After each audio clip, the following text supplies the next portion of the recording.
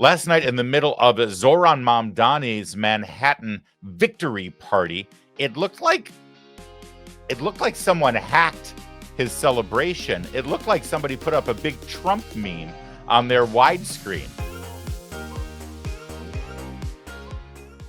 while all the dirtbag left-wing commies were celebrating. But we'll show you what happened and shed some light on what we think actually occurred there. But first, we go to the breaking news, which is J.D. Vance, the Vice President of the United States, just this morning put out his breakdown of what happened last night and what Republicans can learn. And it's informative. After all, he knows his politics, doesn't he? He's only run in 2 campaigns so far, and he's won both of them, for the Senate and for the White House. So let's start with him, shall we? J.D. Vance, Vice President, says, I think it's idiotic to overreact to a couple of elections in blue states, which is true. Let's not lose sight of that. Democrats won in two solid blue states and one very solid blue, let's call it pink, city. If that's some harbinger for how horrible things are for Republicans right now, I'm confused. If anything other than Democrats winning, it would have been an upset. That's why when we've been talking about Virginia and New Jersey over the course of the last several weeks, we've been saying, wow, this could shock the world if Republicans win there. Shock the world. In other words, we'd be shocked because we expect Democrats to win. So yes, what happened last night is what people expected to happen. That said, let's walk down this thought path, shall we? Number 1, Scott Pressler, Turning Point USA, and a bunch of others have been working hard to register voters. I said it in 2022, and I've said it repeatedly since. Our coalition is lower propensity, and that means we have to do it better at turning out voters than we have in the past. That's true. It just is. Number 2, we need to focus on the home front. The president has done a lot that has already paid off in lower interest rates and lower inflation, but we inherited a disaster from Joe Biden, and Rome wasn't built in a day. We're going to keep on working to make a decent life affordable in this country, and that's the metric by which we'll ultimately be judged in 2026 and beyond. That is also true. It's amazing to me that Zohran Mamdani won in New York by screaming about affordability, affordability, affordability. Who's been in charge of New York to make things less affordable? And by the way, I've said it before, the government can only make things more expensive. If they truly do wish to make things more affordable, the best thing they can do is cut taxes and regulations, which of course is the opposite of what they intend to do in the Mamdani or the Sherrill or the Spanberger administration. So spare me the affordability thing. Also, a year ago, they were denying that things were expensive because they were protecting Joe Biden and his broken economy. So again, spare me the affordability thing. Number 3, the infighting is stupid. I care about my fellow citizens, particularly young Americans, being able to afford a decent life. I care about immigration and our sovereignty, and I care about establishing peace overseas so our resources can be focused at home. If you care about those things too, let's work together. Yeah, J.D. Vance there is alluding to the fact that in this past week, conservatives and Republicans have been engaged in some pretty major infighting.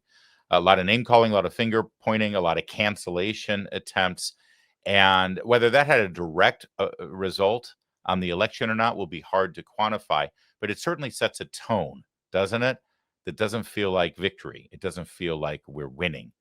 So maybe we should focus on who the real opponents of our values and principles are. Okay. All good stuff from J.D. Vance. President Trump, for his part, as he invited Republican senators to the White House because, hey, it looks like Democrats might be willing to open the government now. Wow, that's amazing. It's almost like they used it just as a political ploy up through Election Day. He addressed those senators at the White House and had this to say about yesterday's results. And last night, it was, not expected to be a victory. It was very Democrat areas, but I don't think it was good for Republicans. I don't think it was good. I'm not sure it was good for anybody. But we had an interesting evening, and we learned a lot. And we're going to talk about that, and I'll say a few remarks, and then after that, I'll ask the press to leave. Listen, he's right. I don't think anything happened that we didn't expect, except New York City. A Democrat winning in New Jersey is like, a day ending with Y. It's always a shock if a Republican wins. And the last time that happened, it was Chris Christie, right? He won in 2009, right after Barack Obama swept into the White House with super majorities. And by the way, that same year in Virginia, which, yes, there have been more often Republicans leading that state, but generally speaking, it's a Democrat state. It's certainly gone Democrat in the presidential election since, what, 2000, I want to say, maybe 2004. But it's reliably Democrat, except this last time around, and also in 2009 when Governor Bob McDonnell swept into that office by almost 20 points. And that was seen in 2009 as a direct repudiation from the extremities of the Obama administration and the radical fundamental change that Obama was trying to inflict on the American people through our federal government, because he had the White House and he controlled the levers of power in the House and a supermajority in the Senate with 60 votes. And did the lessons of the 2009 gubernatorial elections in New Jersey and Virginia make Barack Obama chagrined in any way? Did it teach him a lesson? Did he moderate his tone? What did he do after learning the lessons of that horrible shellacking? He just jammed Obamacare down our throats, that's all. He didn't hesitate. He didn't stop. He told people to get in your faces and scream at you over Thanksgiving dinner about nationalizing health care. He didn't skip a beat, and he pushed through with his agenda. Because whether he thought it would help him win or lose in the future, he knew that he only had one opportunity with that kind of legislative force, and he was going to get done everything he could in that window, because you never know when you're going to get it again.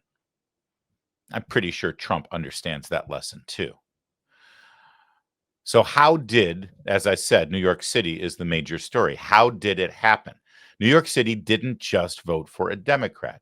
They voted for the head of the Working Families Party.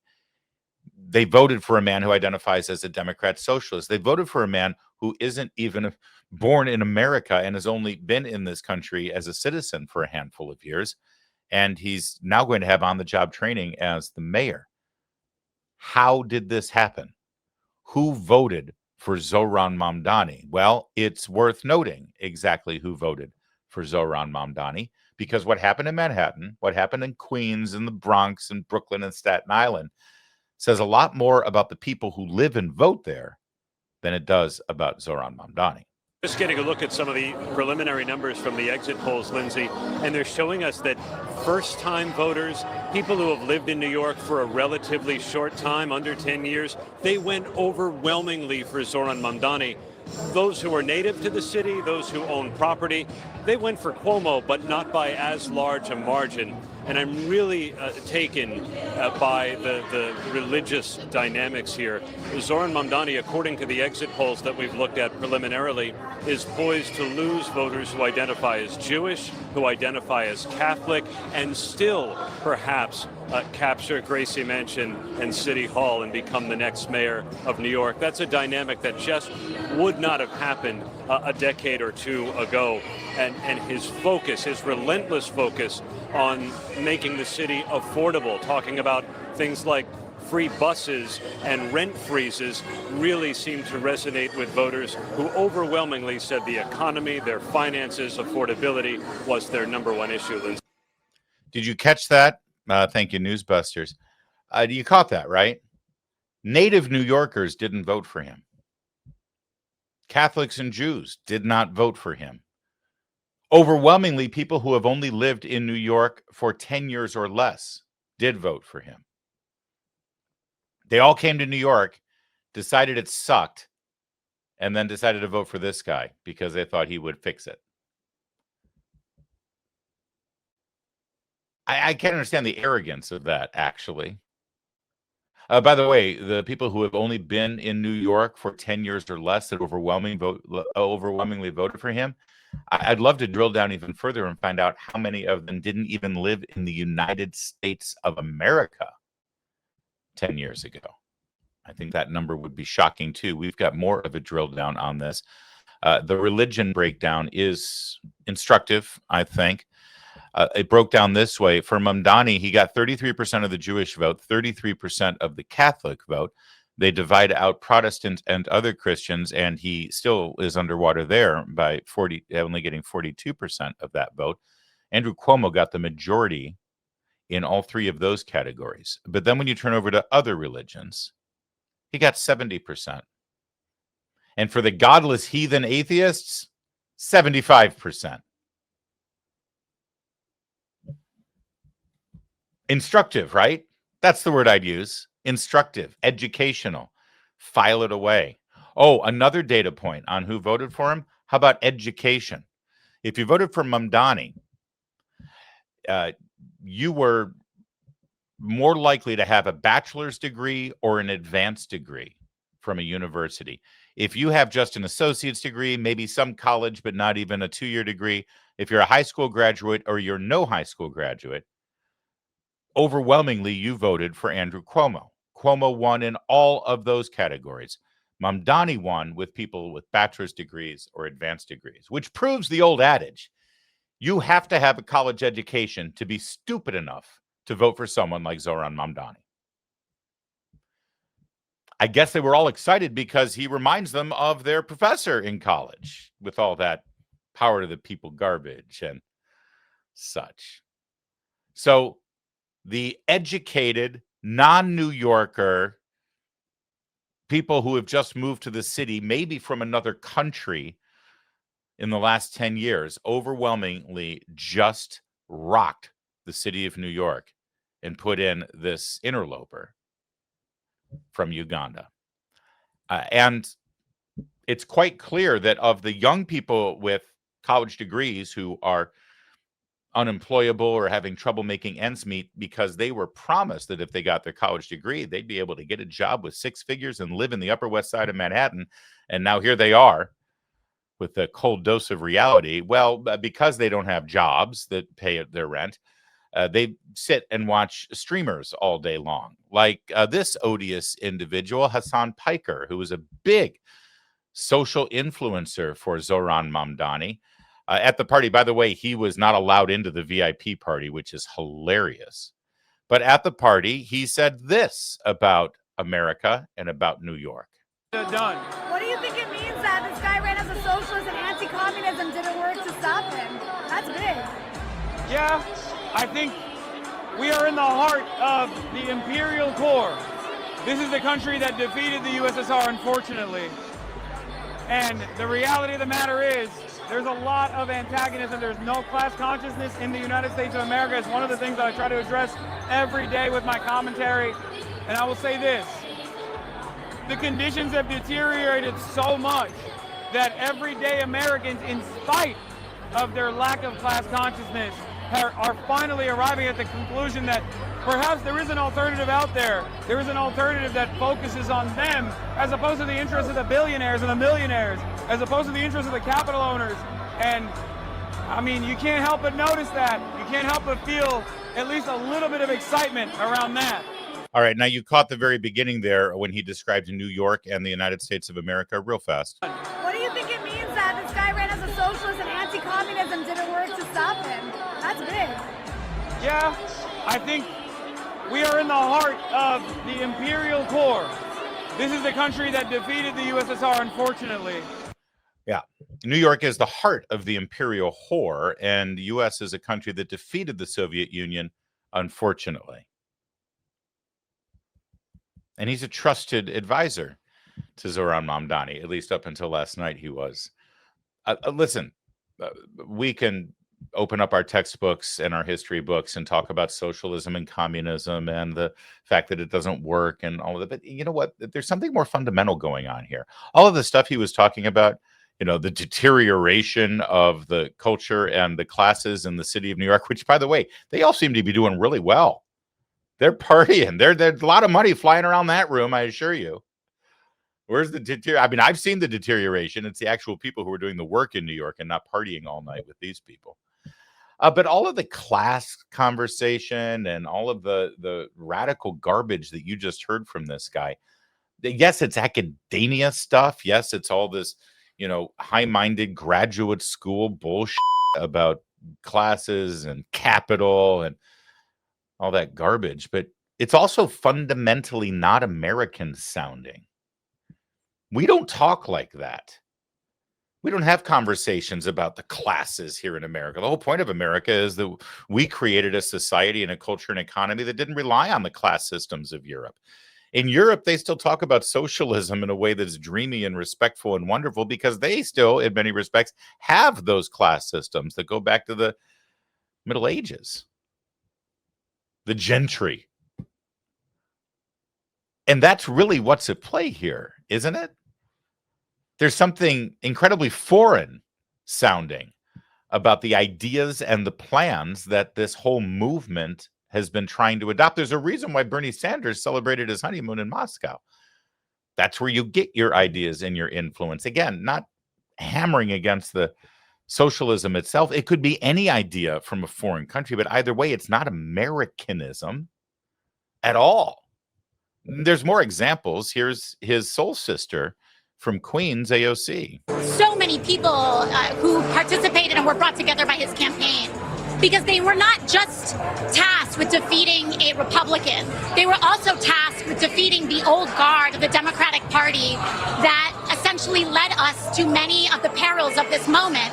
So he had a two-front war to win, which is what makes his victory so deeply impressive. And I do think that this moment, a lot of people who are willing to talk about party unity when it serves them, but not party unity when it serves everybody, it puts those folks on notice. And I think it also puts folks on notice that we have a future to plan for. We have a future to fight for. And we're either going to do that together or you're going to be left behind.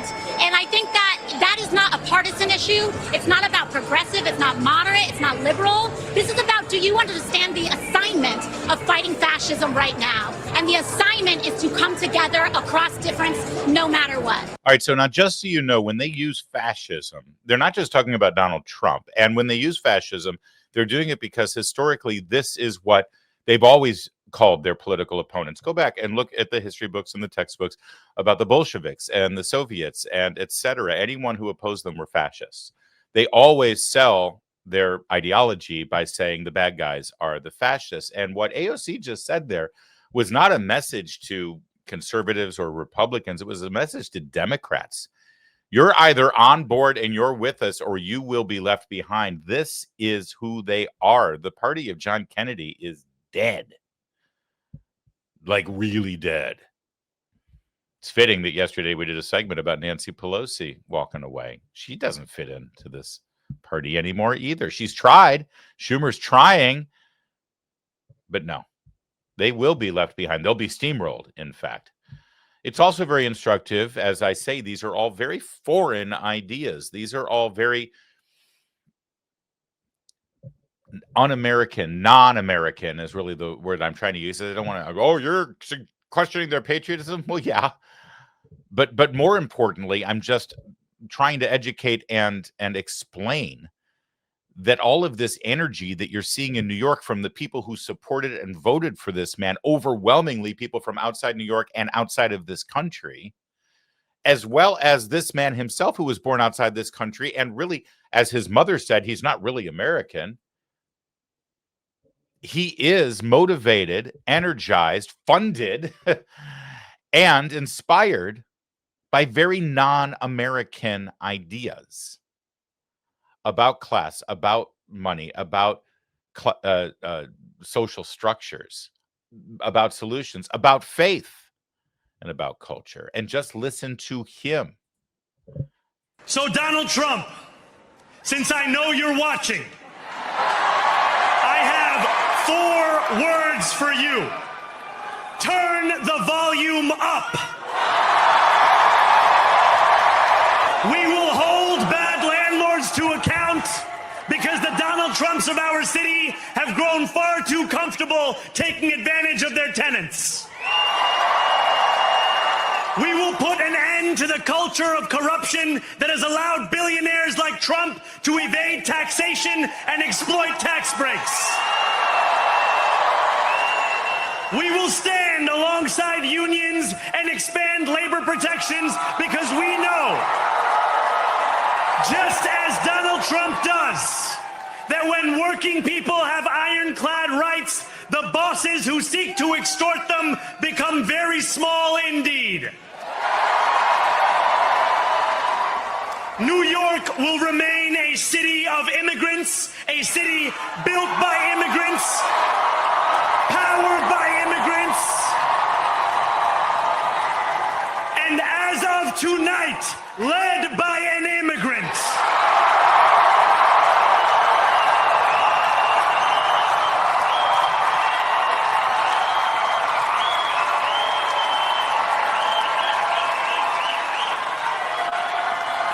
So hear me, President Trump, when I say this. To get to any of us, you will have to get through all of us. Okay, fighting words, right? And of course, Trump, I'm sure, will respond with his own level of fighting words, but understand the message there. It's his words. The emphasis on immigrants, the emphasis on the power and energy and everything that motivates what's going on here coming from outside. And again, let's be clear. I'm not the one calling them outsiders. They are the one wrapping themselves up in the glory of being an outsider. That is the virtue that they are bringing to the table and that they were celebrating. Noteworthy and important for us to learn from as we move forward with the next race, with the next fight. Also, I want to show you this thing that happened during their party, a big party, right? As they were waiting for Zohran Mamdani to come by, it looked like the party got hacked. You know, whoever was running the big screen there, watch what happens. Watch what happens on the screen when suddenly this giant meme pops up on the widescreen that says Trump is your president. And it's in the shape of the New York Knicks logo, right? Here, listen to the crowd.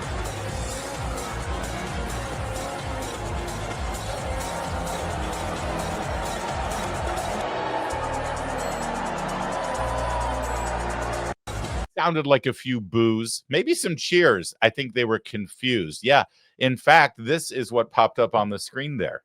And it led people to think that someone had hacked the DJ stand there, or the AV council at Mamdani's party. This is the logo. It was actually put out last night on X by the White House social media team. But we have the solution. He didn't get hacked. The party didn't get hacked. This is what happened. They were airing this all-new station in New York 1, on the widescreen, and this is the content that was aired on the big screen. To Zohran Mamdani, we have the tweet from Tish James congratulating him as well. And then I want to show you what Donald Trump, or the White House, has just put out. This is an image with the Knicks logo, it looks like, or at least the coloring. Trump is your president. Joe Borelli, how are you interpreting this? All right, so this is the channel that they were playing on the big screen, and then on the TV channel, they put the meme out there. So suddenly it was on the big screen all through their party as they were all celebrating their victory over the fascist Trump, who hasn't lived in New York in many, many years. All right. Now, for everybody who's sitting and watching or listening and thinks, wow, Larry, you're being really xenophobic. You keep saying that this is all outsiders and non-Americans, and these are not American ideas and not American language that they're using. And what's wrong? We are a nation of immigrants. Our diversity is our strength. Okay, all right, fine. I once again let you listen to him. These are his words. This was his speech, which, by the way, very effective, good delivery. I preferred this speech in the original Russian from the 1917 victory party of the Bolsheviks. But regardless of that, terrific speech, Zohran. Take a listen to how he identifies his political movement and the real heart of New York City that he just got elected by and for. Thank you to those so often forgotten by the politics of our city who made this movement their own. I speak of Yemeni bodega owners and Mexican abuelas. Chinese taxi drivers and Uzbek nurses, Trinidadian line cooks and Ethiopian aunties. Yes, aunties. To every New Yorker in Kensington and Midwood and Hunts Point. Did you notice who he didn't mention? Couple of groups he didn't mention. And if you watch the beginning of this segment, you know that those were the same groups that didn't vote for him. Because you don't matter. You're not New York. Not anymore. That's New York. Again, listen to his words. It's his speech, after all. Standing before you, I think of the words of Jawaharlal Nehru. A moment comes but rarely in history when we step out from the old to the new, when an age ends and when the soul of a nation long suppressed finds utterance. Tonight we have stepped out from the old into the new. So let us speak now with clarity and conviction that cannot be misunderstood about what this new age will deliver and for whom. This will be an age where New Yorkers expect from their leaders a bold vision of what we will achieve, rather than a list of excuses for what we are too timid to attempt. Yeah, diagram that sentence and your head will explode, and just wait for all the excuses that are going to come from him, because all the things that he's proposed, as you know, are impossible without cooperation from the New York City Council, who wants nothing to do with a whole lot of the disastrous, destructive ideas that he has. And that tax increase that's going to pay for all of it, he needs the governor in Albany to get that, and she's running for re-election. And I guess she has to choose. Do I want to raise everybody's taxes so I can harness that Zohran Mamdani energy and then lose the election upstate, or do I want to actually be a second-term governor? Let's see what happens. Either way, there will be excuses. When he stops cooperating with federal law enforcement and the Trump administration, and the Trump administration decides to retaliate by withholding federal funds that are at the discretion of the president, yes, all of the excuses will be coming. And ultimately, I've seen this movie play out before. I promise you, when all of the plans and all the ideas and all of the programs and all of the giant central government planning falls down like the house of cards, they will just say, well, it really hasn't been tried effectively enough. The problem with it is that we're just putting our toe in the water. We need more socialism, and we need more socialists in these positions of power, and then we'll get it right. That's what they'll say. And you heard that he quoted somebody at the beginning there. Before you, I think of the words of Jawaharlal Nehru. Nehru, and despite his very cool jackets and trendy collars, he was a pretty destructive figure who preyed on the poverty and discontent and anger and sectarian fights that were going on in India to rise to power and implement policies that created more starvation and more hatred and more poverty.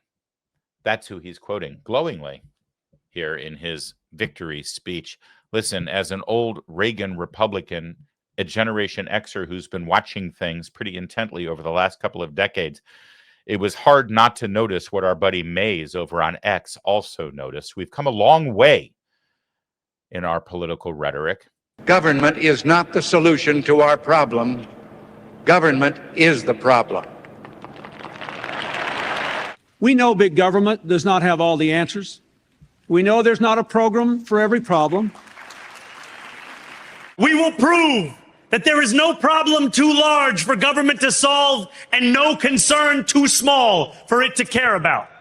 You see, if he had been raised in the United States of America over the course of the last 40 years, that idea that he just put forth would have been challenged many, many, many times, pointing to history and pointing to politics past and recognizing that here in America, that idea, the idea that there's no problem too big for government to solve and no problem too small for government to care about, is destructive. And it doesn't work. And it's not the American way. But once again, I will repeat, all of these ideas and all of this excitement and all of this power and all of the money and all of the political activity you're seeing surrounding this man, it's not American. The NRCC, National Republican Congressional Committee, with their eye on the midterms next year, they recognized this and they put together a new ad explaining to everybody exactly who the Democrats are now. A radical left earthquake just hit America. The epicenter, New York. The new socialist mayor, Zohran Mamdani, built his movement on defunding the police and abolishing ICE. Now the socialists are celebrating. They call it progress. We call it chaos. Bureaucrats instead of doctors, social workers instead of cops. This is the future House Democrats want, and your city could be next. Stop socialism, stop Democrats.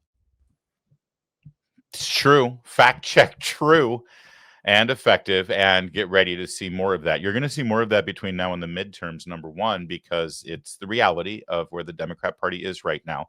And all you suburban moms need to be reminded of that, because you think he's just a really charming young guy with a really nice smile on his face. Isn't that the young man who wrote Hamilton? I think it is. You need to understand exactly who he is, what influences him, and, well, yes, it is coming to a neighborhood near you, because the one lesson Democrats learned last night is the only lesson they care about. Call it the Al Davis philosophy for politics. Just win, baby. And for the first time in many years, they had a win. And it was a pretty big one. And they're going to want more of that. And that means between now and Election Day 2028, 1 year from now, you're going to see hundreds of little Zohrans popping up. And they're going to be primarying sitting Democrats right now. And they're going to follow his playbook. And they're dangerous. Very dangerous. But now we know.